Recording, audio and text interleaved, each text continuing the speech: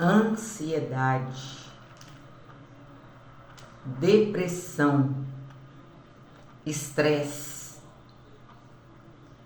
Tudo isso nós estamos vivendo nesses últimos dias.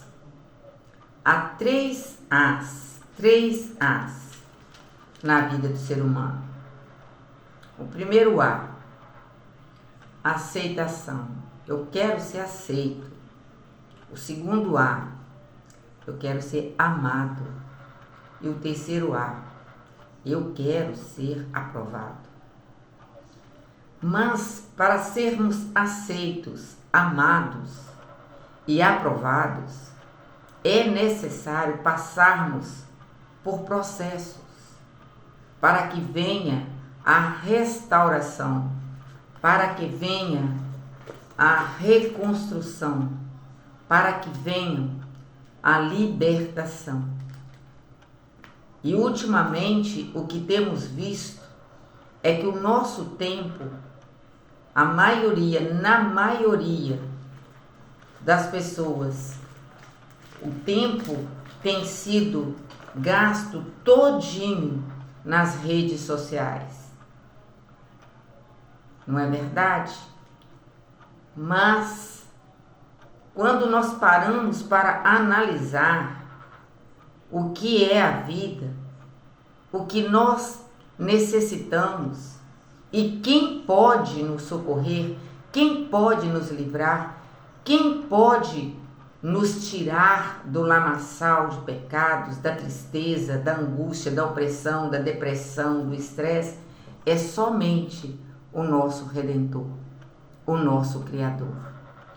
E nos Salmos de número 77, Asaf, que era um levita, era uma pessoa muito de conceito, uma pessoa de Deus. Inclusive na construção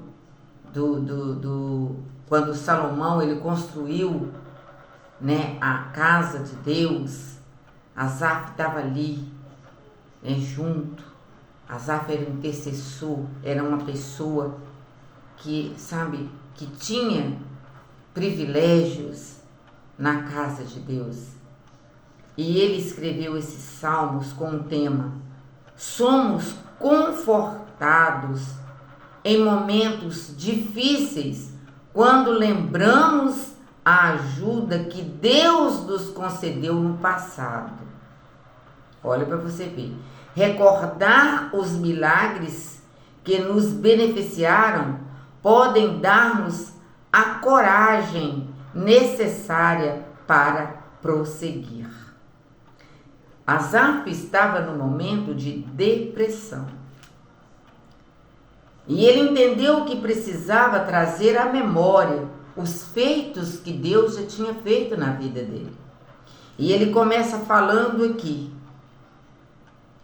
no Salmos de número 77. Clamei a Deus com a minha voz. A Deus levantei a minha voz. E ele inclinou para mim os ouvidos. A palavra do Senhor nos mostra que o Senhor, Ele está sempre com os ouvidos atentos ao nosso clamor. E as mãos do Senhor, os braços do Senhor, está sempre estendido para nos acolher. Presta atenção, olha o versículo 2. Então, continua falando assim, olha, no dia da minha angústia, busquei ao Senhor, a minha mão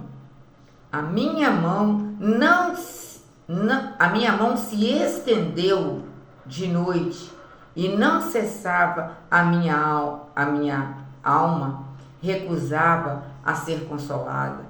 Ou seja, no momento de depressão, a tendência é afastar, é se isolar.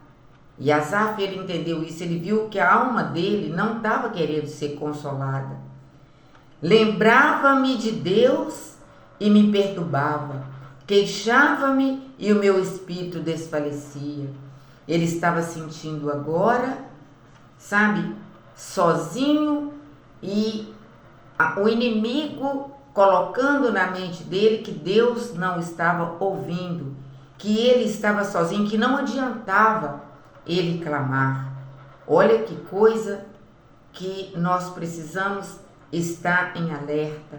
A nossa mente, aonde ela está? Aonde está o seu pensamento? Aonde está a sua fé? Em quem você tem crido? Ao versículo 4. Sustentaste os meus olhos vigilantes, estou perturbado porque não posso falar. Ele estava o quê?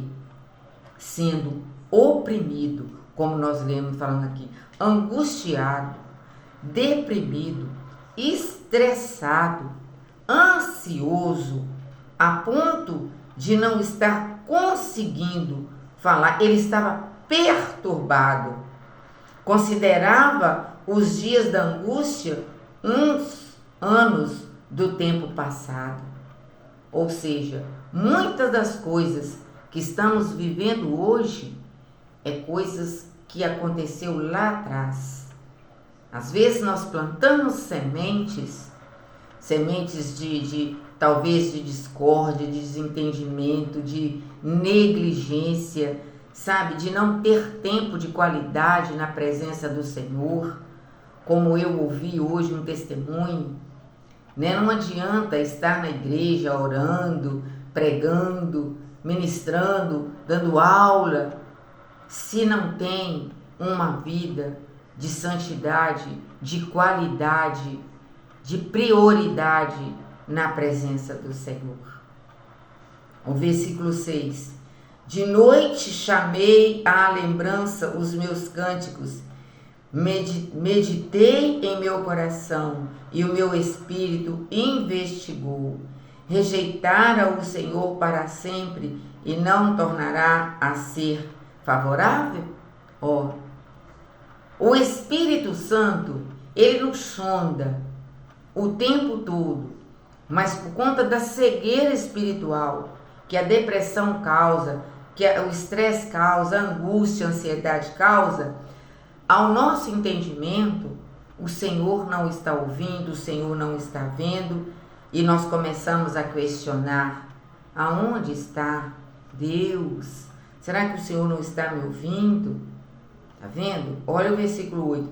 Cessou para sempre a sua benignidade? Asaf estava perguntando para Deus. Acabou-se já a promessa que veio de geração em geração? Esqueceu-se Deus de ter misericórdia?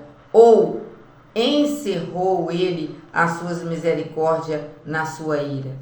Tá vendo? É a única coisa que faz com que Deus não age, não responde, é quando nós estamos no pecado consciente, quando nós estamos negligenciando a palavra de Deus, quando nós não estamos preocupando com a presença de Deus na nossa vida.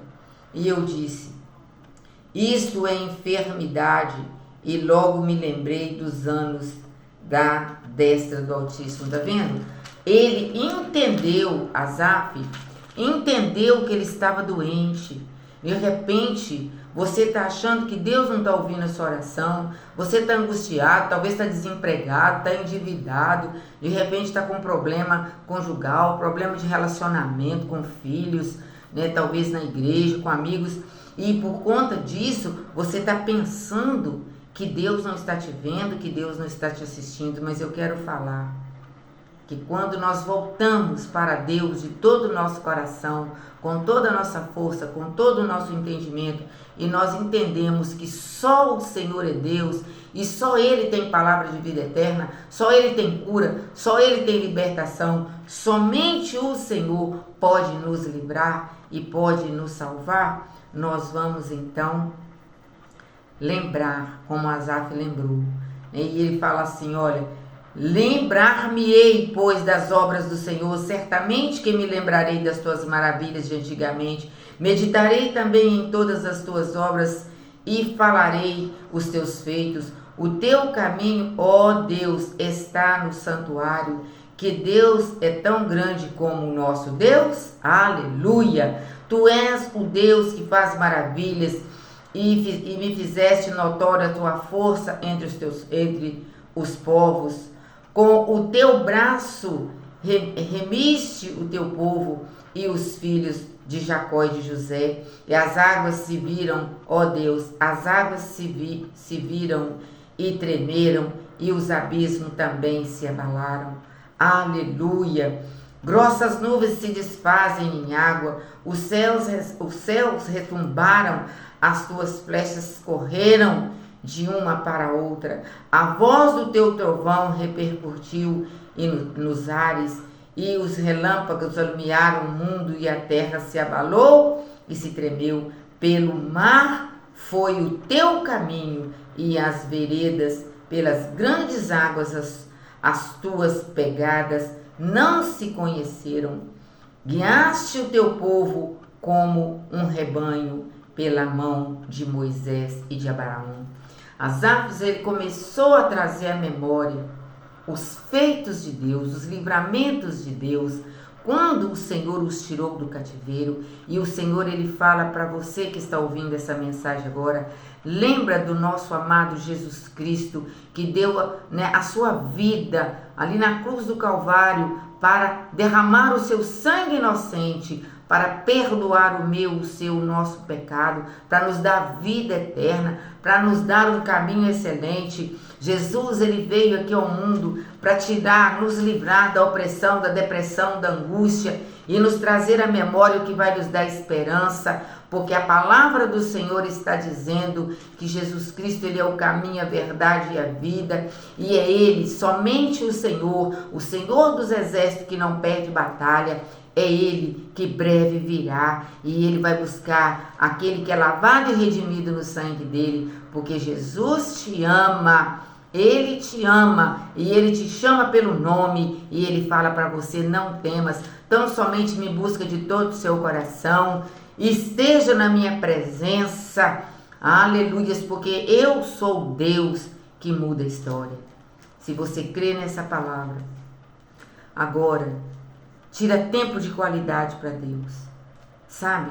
Um tempo de qualidade, de comunhão, com a oração, com a adoração, com a leitura da palavra, com concerto, como testemunha, anuncia, pregue as boas novas de salvação, e você vai ver a paz que excede todo entendimento, enchendo, invadindo a sua alma e o seu coração, te livrando do caminho de morte, mas te levando a um caminho de vida para a glória de Deus.